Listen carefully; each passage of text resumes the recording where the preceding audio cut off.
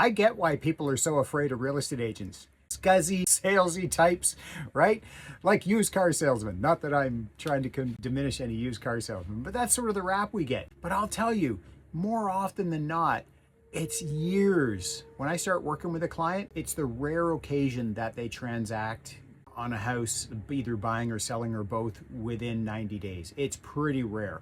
Most of them take 6 months, 12 months, 24 months. I got buyers right now that I'm working with that are 2.5 years, 3 years, and it can take people a very long time, especially if they're first-time buyers or first-time sellers, because they're not as familiar with the market swings as maybe someone who's bought and sold 5 or 10 houses over the last 25 years.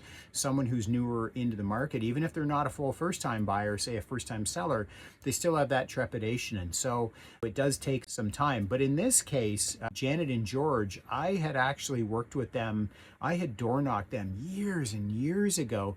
And it was probably about 3 years before they actually circled back and we did the transaction. We had seen a number of houses, but it was also for them, it was the downsize or the right size, whatever your preferred language is.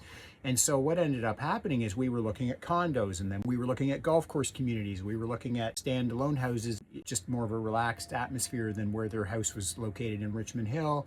And so there was a number of factors involved there. And so sometimes it takes people time to go through the process and figure out what home type, and they might revise the area throughout. So it's not just that they're time wasters, which I think a lot of agents could definitely a client like that into that, but it wasn't the case in this case. It was really finding out what that logical next step was for them.